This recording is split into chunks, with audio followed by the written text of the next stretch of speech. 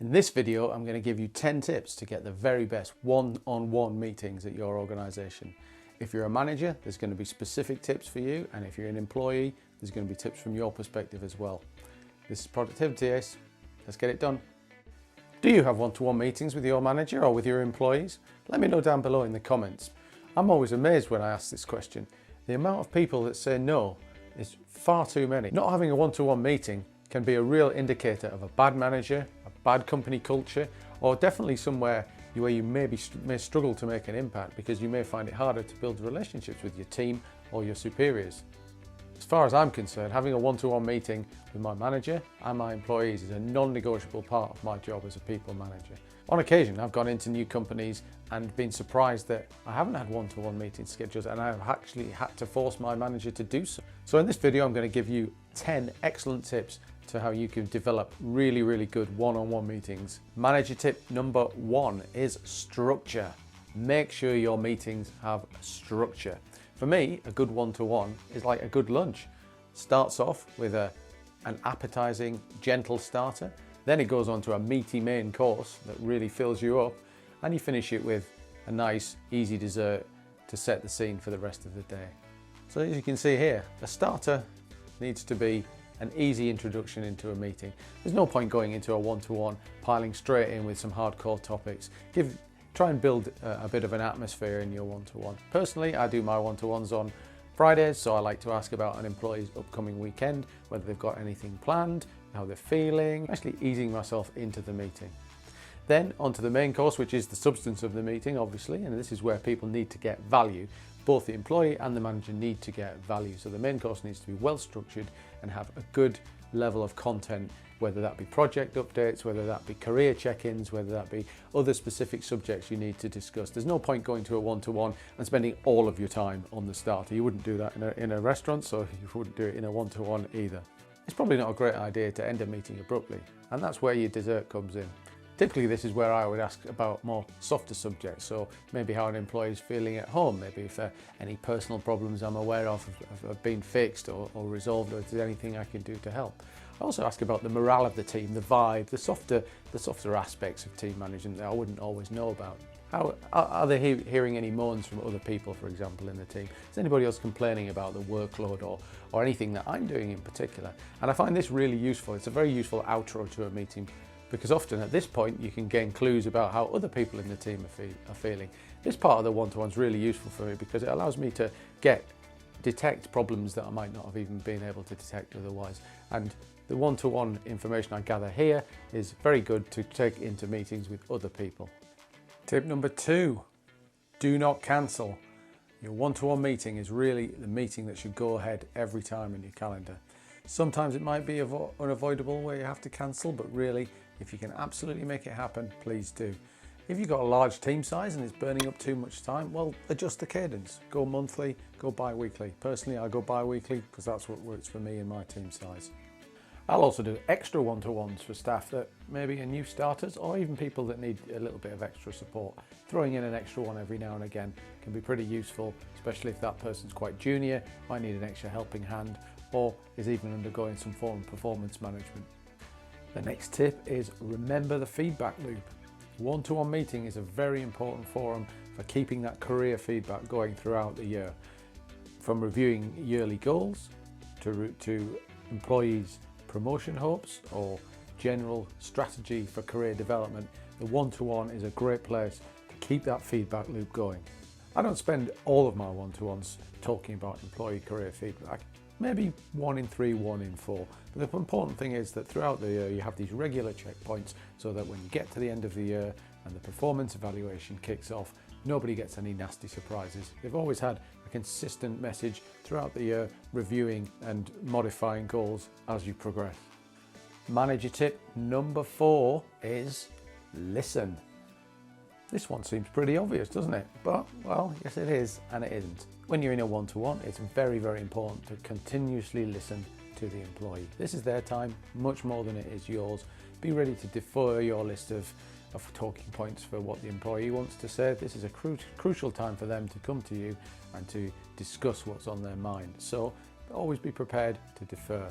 And rather less obviously, it's also important to listen to the sound of your own voice. I keep a mental tracker. Am I talking too much? Am I talking too loudly? Am I interrupting? Am I giving the employee enough chance to speak? Am I questioning? What's the tone? What's the vibe of how I'm speaking? So I'm always monitoring and listening to my own voice to make sure that the tone of my communication is appropriate for the employee, appropriate for the situation, and gives them as much chance as possible to contribute. Tip number 5 for the manager is what I like to call the sports team manager mindset. So it's important to realize that not everybody is the same. In fact, people can be very, very different, and in that respect can respond to different stimuli in different ways. Some people might respond very well to a hard kick. Other people might respond very well to an arm around the shoulder or a softly approach, and not at all to a more firm approach.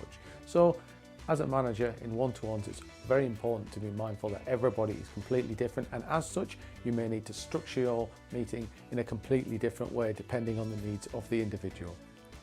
It's also really important to be aware of cultural differences. If you're managing a remote team, it's likely that you've got employees all over the globe, and in that respect, people may respond very differently to different approaches.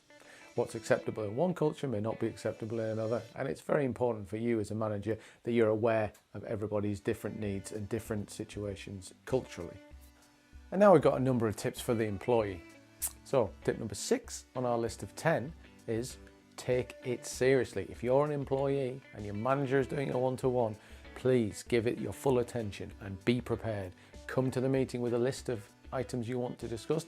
Never come with just a blank mind or no idea about what you want to talk about. Understand that your manager has made time for this, and believe me, they've got a lot more other things they could be doing with their time as well. So it's important to appreciate and understand that your manager has given this opportunity, and so come prepared with the subjects you want to discuss to get maximum value out of the call. Many managers don't bother scheduling one-to-one meetings, so if you've got one that does and one that takes it seriously, it's very important to make sure that it gets the attention it deserves.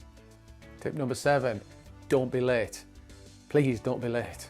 I can't do any tip list without having something about being punctual, because it's one of my biggest frustrations, one of my biggest bugbears. I come from a family of exceptionally punctual people, so if you're an employee and your manager has made time for you, make sure you arrive on time at least. If you can't, fine, but let them know in advance. So don't be late, please. Employee tip number 8, don't be scared to vent. Don't be scared to let it all out. A one-to-one is an extremely important time where you want to get any frustrations across to your manager.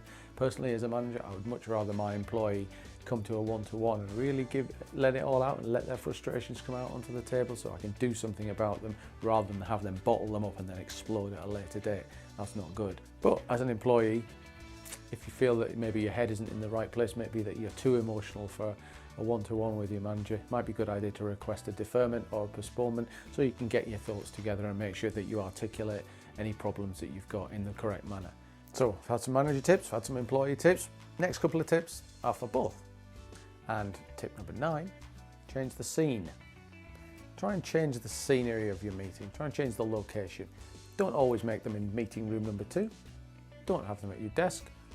Get out to the local coffee shop, go for a pizza, go for a walk, whatever.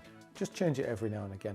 But be very mindful that the location of your meeting needs to be appropriate for the topic. For example, you wouldn't be going into your local coffee shop to talk about performance reviews or to have anything that's liable to be disciplinary, or you wouldn't want to be doing something in public that maybe is sensitive.